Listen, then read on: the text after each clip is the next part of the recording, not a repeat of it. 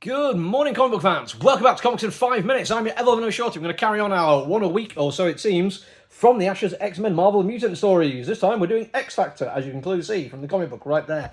And I am very, very grateful that we are starting with Mark Russell on this one, because he is a comic book writer who has, in my opinion, gone up leaps and bounds. I can't remember the first thing I heard of his, and I was like, oh, this guy's kind of cool. But over the years, I've been like, oh, wait, this guy's actually really, really good.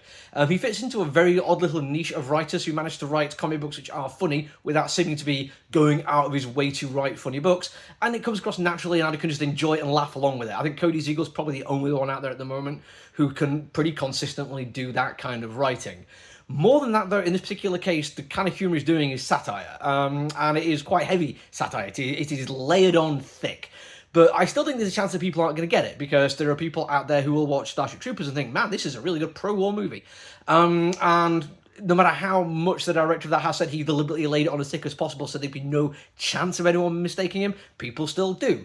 They're probably the kind of people who, when they read this bit, and I'm literally going to read you a bit from the comic book here, they'll think, wow, this is the kind of Marvel X-Men book that is finally going to be right for me.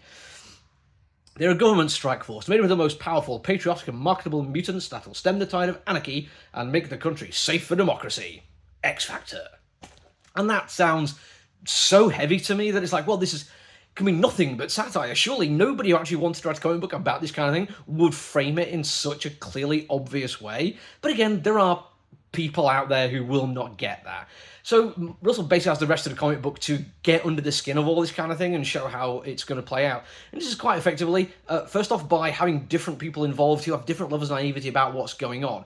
Like, the first person we see is actually the guy who runs the military-industrial private corporation that's getting the money and using the mutants to go and fight things. And he, again, is so full into it that it almost feels like he is a parody in and of himself. And you can't help but think that, man, maybe, does he actually know what he sounds like? Does he know what's going on? Is this like a real long game kind of thing where he actually might be able to use this to help them out? Maybe accidentally, I don't know. But he seems like to be so up to his nose in it that would be impossible. But he's written so it might not be. I like that. I like the fact I'm not sure on him.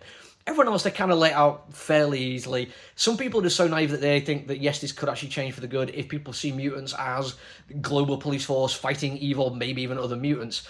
Then they might be seen as the good mutants, and that might change things. And in the back matter, Russell does actually go out of his way to say that this idea in itself is quite dangerous. And it is. There's a fairly consistent thing about narratives on race in various countries, mine and America included, about the whole, there are some of them are the good ones.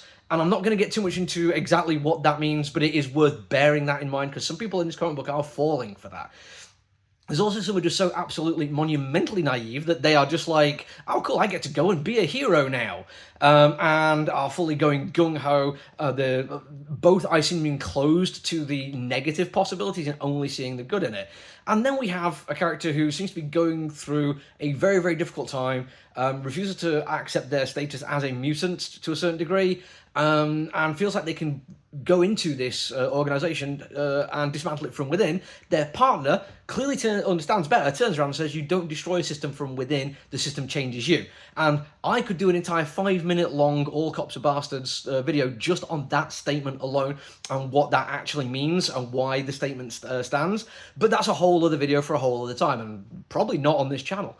But it does show that there is different levels of understanding, but people still are going to fall into this kind of hole. And they're going to think they can go off and do adventuring and have big good times and save people. And Russell kind of then absolutely shows the negative consequences of warmongering, profiteering propaganda.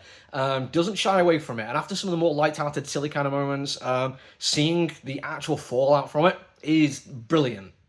Not happy, fun, bouncy times anymore, but it shows what goes on, and then it's instantly followed by the propagandists themselves and the capitalists instantly just dismissing anything which gets in the way of it, leaving broken bodies behind and bringing in fresh meat because they still have a message they need to get across. They still need to keep doing what they're doing.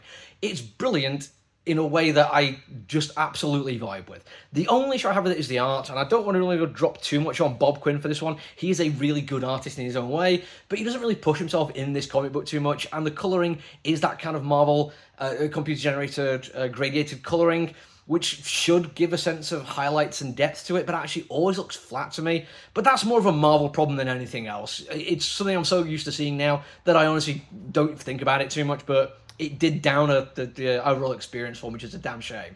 But still, credit to Bob Quinn. His character design is fantastic. The action sequences are really good. He understands all the stuff I want in terms of anatomy, foreshadowing, foreshortening, and three-point perspective. All good stuff. Just, it's a Marvel comic book, so it looks like a Marvel book, unfortunately, for me. Other than that, though, it's really, really good. That's it for me, though. I've gone over my time here because I really enjoy talking about Mark Russell. Until I see you all again, look after each other, everyone. Stay safe. Bye!